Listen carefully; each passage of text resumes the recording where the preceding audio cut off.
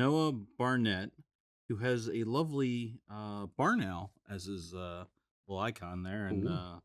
on the Facebooks. For each kilt maker, is there a particular kilt you've made that stands out in your memory for reasons both good and or bad? There are several. Um, we can bring Ian in for this one as well. Ian, what is your? Let's start with. I can answer both ways for sure. Yeah, I was gonna say like best and worst memory, but I don't like. I have several. I think some of the worst memories end up becoming good because we got them finished. We figured out we solved whatever problem it was that we ran into. Potentially. No, but I'm talking about for ourselves personally. Yeah, no, in I'm your just own- saying that's Yeah, I mean, Okay. we could probably answer this question for the entire show too. that's fair. All right, what was your? Give me a negative one. The negative one was a Wilson Ancient that I worked on. Mm. I was working on this approximately March 19th of 2020, if that gives any sense. It's particularly, Wilson's already a challenging one because it's very large set size.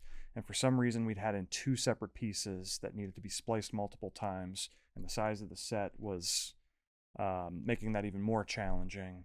And there was a potential of going home and not coming back to finish it because of the world was shutting down.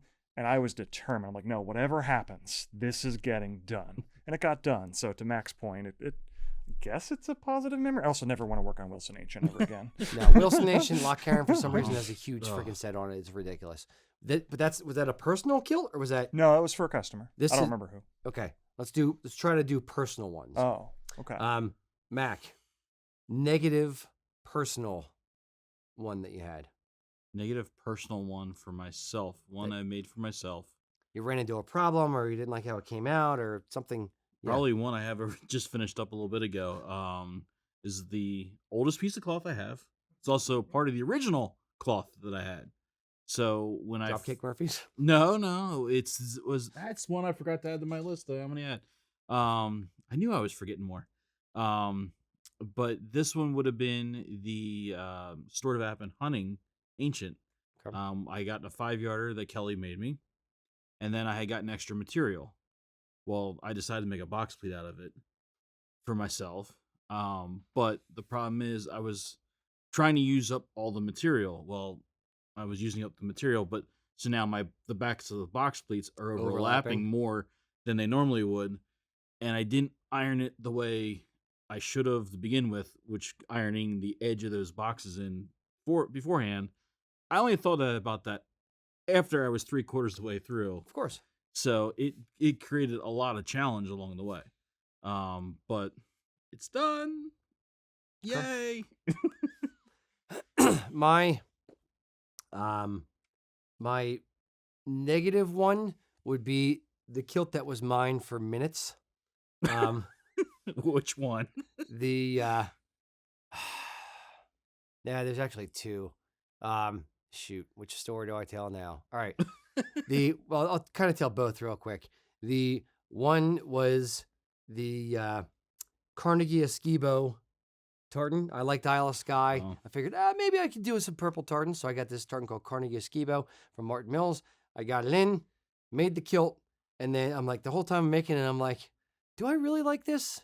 Am I sure about this? And I got it done and put it on and went out in the store and, pranced around in front of the mirror. Check this out. Look at the pleats.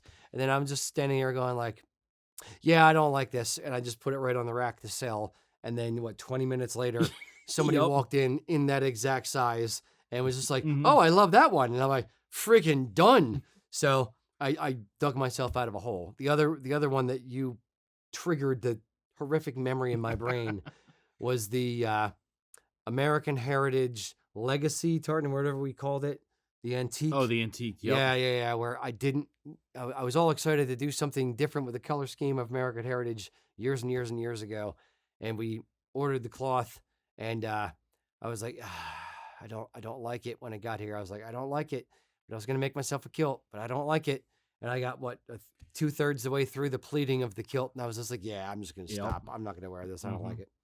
So that'd be my negative one. All right, Ian, kilt that you made for yourself that, what was the question? So it's like in a memorable kilt in a positive way. Yep.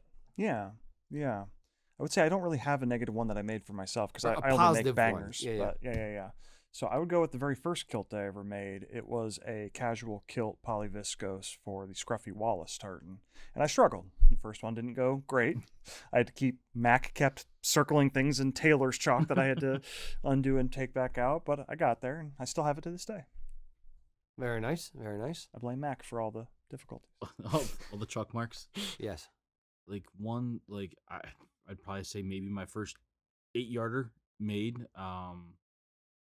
Going that direction, learning it and going, all right, well, I'm going to do one for myself.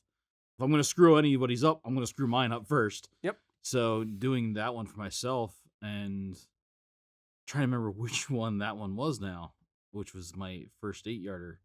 Was it your Stuart of Appin, Stuart Hunting Ancient from Strathmore? No, that's a 5-yarder. That's 5-yard. Okay. It might have been a Black Watch. Okay. Yeah, For myself. And even so, going another level, the first Black Watch reenactor style kilt one I made too. Yep. So doing some more old timey things to it versus more of the modern things to it. Yep. My favorite kilt memory one is probably my Dropkick Murphy's tartan 8-yard kilt that I made, because I was friends with Scruffy Wallace from the band, and designed a tartan for them, and went through the whole process. Had a bunch of it woven in, not a bunch, a small amount woven in wool. Some for him, some for a couple different people. So having to work with the band to design the tartan, to then have it woven, to then making the kilt. It was a cool process altogether. So that's one that kind of holds a special place in the cockles of my heart. So there you go. Good question. So I'm going to ask the question to you guys. Is there a particular kilt that you got that stands out and has special meaning for you? Was it your wedding kilt? Was it the kilt that was passed down by your grandfather? Let us know down in the comments what kilt you own means the most to you.